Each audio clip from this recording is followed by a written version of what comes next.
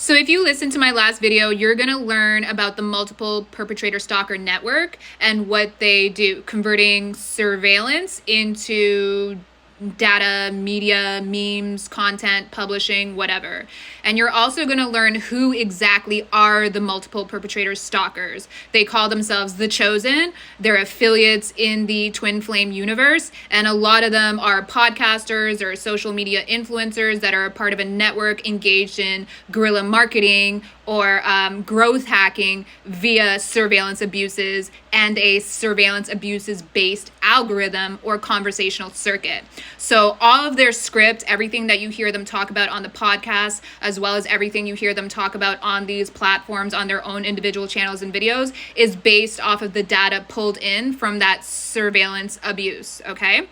Everything that they say is based on the profiling and the psychographics of stolen identities in that ecosystem, which they call the Matrix. You know how they're always talking about the Matrix is attacking me? How Andrew Tate was talking about the Matrix is attacking me, it's gonna give me cancer. Well, that relates to the whole surveillance abuses network and the fact that they are abusing electromagnetic warfare along with chemical warfare and a bunch of other wacky ass shit. Right, you would just for social media, right? So that they can elevate themselves in a surveillance abuses based algorithm.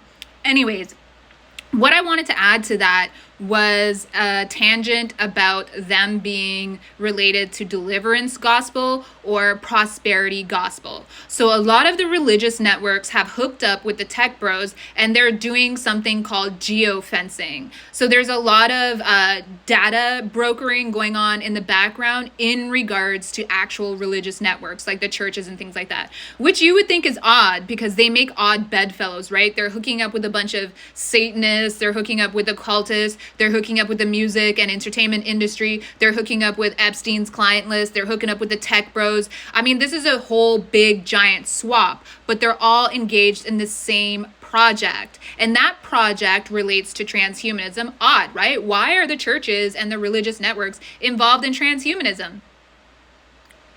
Crazy. But that is Epstein's larger project, and that's why he ties into this group, because it's all the research and development that all of these people that we're doing that is allowing these groups to be subversive and to move covertly. And it's a part of their script. When they're talking about the courts, the judges, the officials, the identity theft, they're talking about their own crime. They go out, commit these crimes, they add it to their script, and then they come up and they talk about it openly because it provides them plausible deniability, but it's also a form of psychological and cognitive warfare to sit there and take away all recourse from the people that they've targeted, but then to project and continuously have that feedback loop of them being in the know of their own criminal activity, and it's a way for them to basically say neener, neener, neener. It's their neener, neener. Okay, it's adults going neener, neener about their own criminal and terrorist activity. So my main point of this video is that yes, these so-called occult and Satanist groups are tied legitimately to religious and spiritual networks, but those networks are abusing resources like geofencing to target people. And that's a part of their whole deliverance. Ooh, I'm gonna take the devil out of you. Even though they are a poison and cure network, so they are the devils causing the problem and then saying they're gonna cure it. Does it ever change? Does it?